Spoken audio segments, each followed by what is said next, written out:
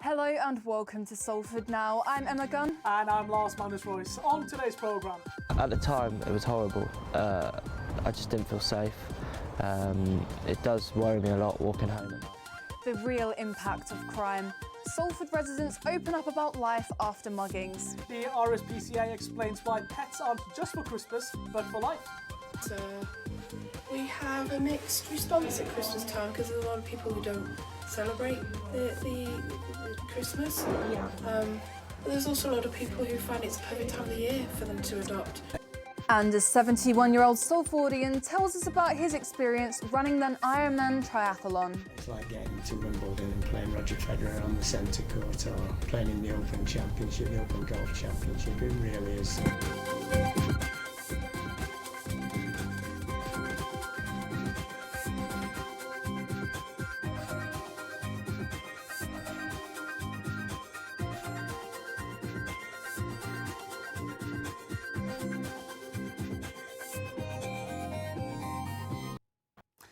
Hello, our top story. Do you own something that you care about daily, and how afraid are you that someone will steal it? Well, UK crime stats have released figures showing the true extent of offences in Salford. And our reporter Joe Rindle has looked at the long-term impact felt by robbery victims in our city. That's the number of burglaries, robberies and muggings reported across Salford and Eccles last year. Josh Hines will be part of that number in next year's statistics. He was mugged in Peel Park this September. He's agreed to return to the location. There's three guys sitting on the bench.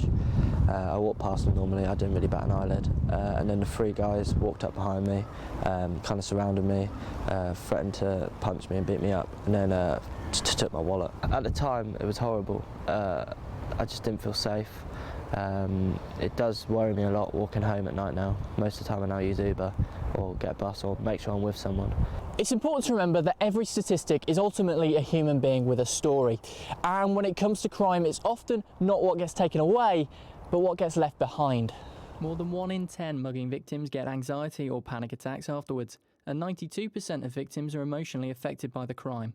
It becomes a startlingly high number very quickly, with a crime like mugging taking place in the UK on average every 2 minutes. In Lower Broughton, Dom Taylor had his house broken into last summer. As a student, he's twice as likely to be the victim of burglary. It makes you feel helpless and, violated in a way. They took a laptop of mine, they took MacBooks from other people in the house, they took 3 PS4s, portable speakers, headphones, pretty much anything portable, electrical they could find. The support has been fairly minimal really, just kind of had to get on with it and just sort of, carry on. It's difficult to say who's to blame for this lack of victim support. Is it Greater Manchester Police? Well, they would argue that there's plenty of support available on their website that Dom could have accessed at any time. What is a reality though is that for Josh and Dom, they've got to live with the effects.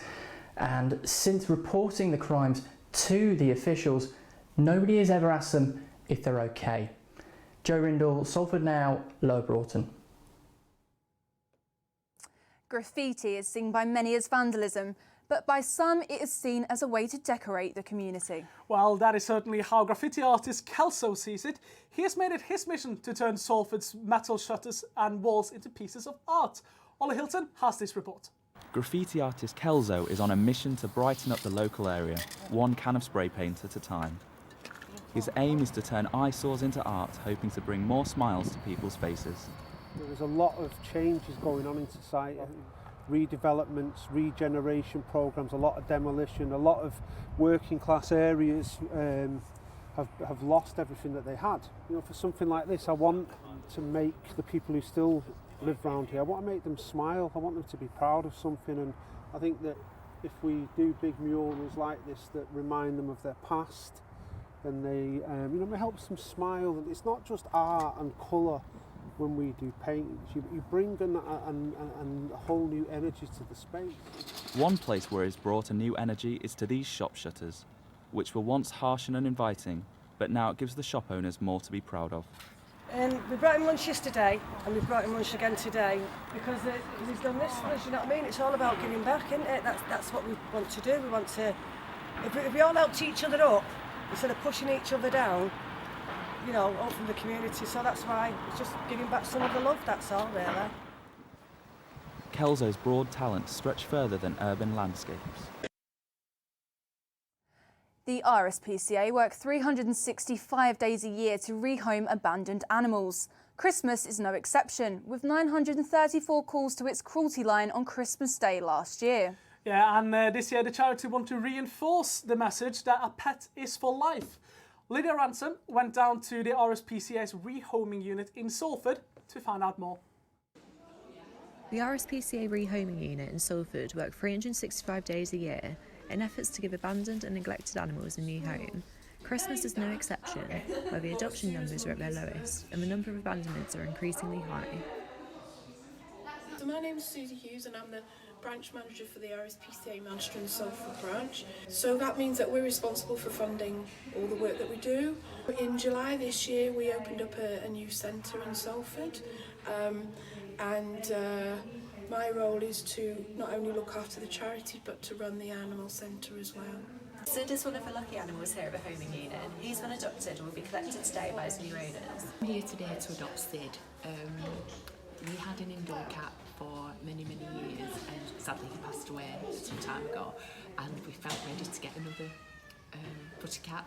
So I went on the RSPCA website and I did use the search that's on there, and specifically for an indoor cat, and Sid cropped up on the alerts that they give you when you put your information in, and I just fell in love with him straight away. So Sid came into our care very frightened in quite a poor way. Last week we were able to put him up for adoption, and somebody met him on Monday, fell in love with him, and they're coming to collect him today. Lydia Ransom, Salford Now. No, Emma, give me an S. S. Give me an A. A. Give me an L. L. OK, Lars, we get it. You're trying to spell Salford. I think it's probably best that we leave that down to the Firestorm cheerleaders. Yeah, probably we should. Well, Rachel Allison has been down to Swinton to find out why cheerleading empowers these cheerers. 1, 2, 3, 4. And 5, 6, 7, 8. Meet Firestorm, the Swinton cheerleading team aged as young as 3 years old. Alongside the fun, pom-pom shaking and flossing, this national championship team have gained a lot of confidence through cheering together. Firestorm aims to empower young people by creating a family environment. It does empower them because you see them come on maybe week 1, week 2 and they're just like scared looking at the floor, and give them a few weeks and they're up and they're like, can I show you this move? I just love seeing that progression, because it's like you were dead quiet and wouldn't get up and look what you're doing now, and I love to see that. We start at age 3 and we go right through to adults. We used to start at age 5, but this year we've started a new team called Sunshine for the little 3 and 4 year olds, which is just kind of cheerleading in a fun environment, just something before competition comes into it. We kind of get them to learn all the skills and make friends and get the confidence. Does it help you improve your confidence? Yeah. Try really hard, and it's just if we go wrong we would still carry on and it doesn't really matter. A team that accepts everybody and not just like girls. You can come if you're a boy. If there's someone new, there's no one going on like saying, oh, you're rubbish, it's that and the other. We're all just like mates and everything. I mean, we have our big We Are Proud of You cheer at the end, just kind of brings it all together at the end. We say we are proud of you to everyone, because it is, we're proud of every age and every ability and everyone who tries. And it's not just young people that are invited to the team. Firestorm also has a squad dedicated to adults. This cheerleading team provides an entertaining alternative to the gym. Great way to keep fit, because it's not that gym classes aren't fun, but it's just, you can all be silly, you can come together, of course you get to shake your pom-poms. It's the fun music, and it's just really about that whole team feeling and team spirit. Cheerleading is for everyone. All ages, genders and abilities welcome, with the purpose of empowering all to be confident. Rachel Allison, Salford Now.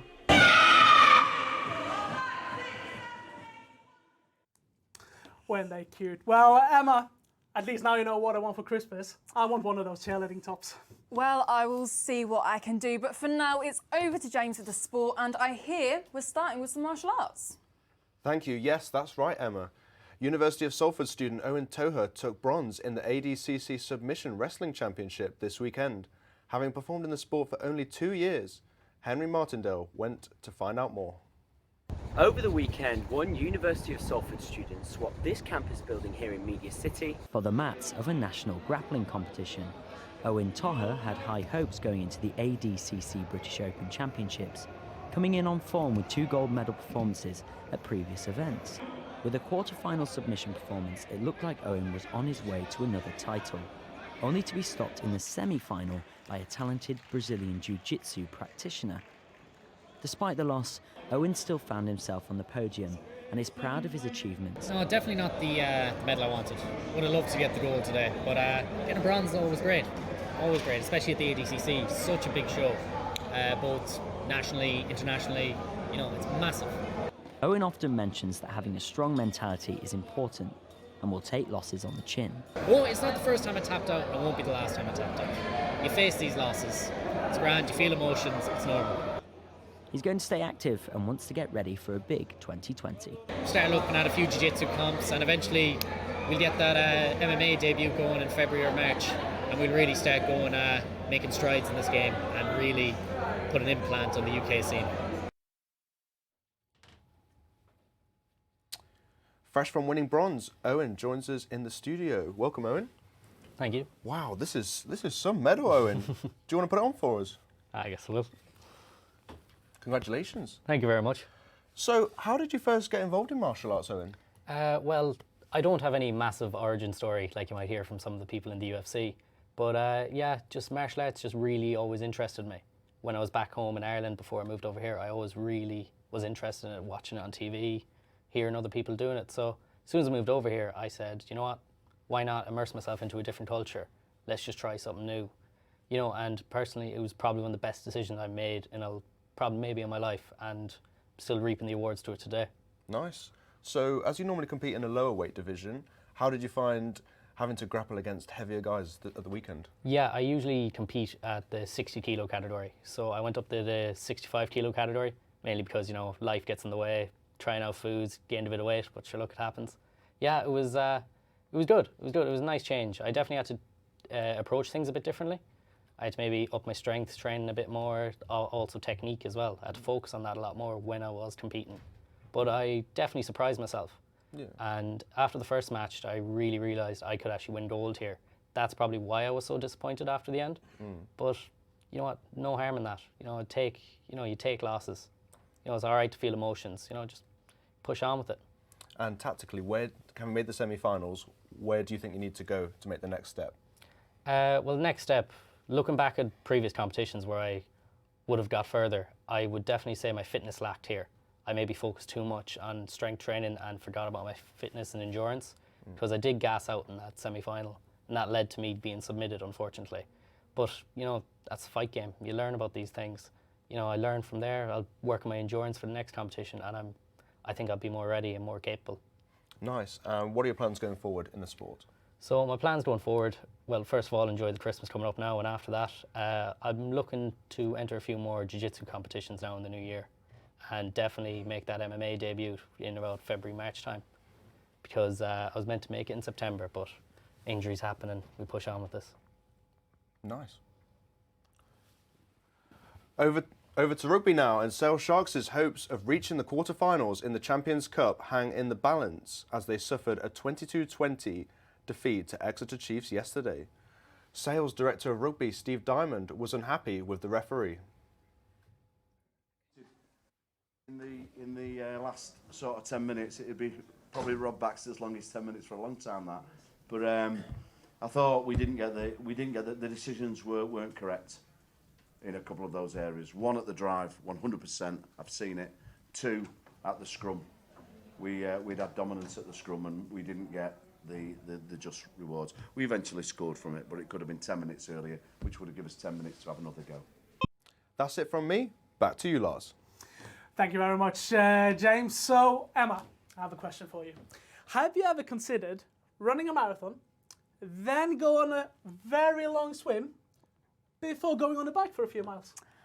Can't say I've done that, but I did sign myself up to a 10k once, and I found out halfway through the race that I could actually just run it as 5k and still come home with a medal. So that is exactly what I did. Well, fair play, some achievement there, but it's not as impressive as this 71-year-old John Heaney, who has completed an Ironman triathlon in Hawaii. That is very true. Dan Cox has more.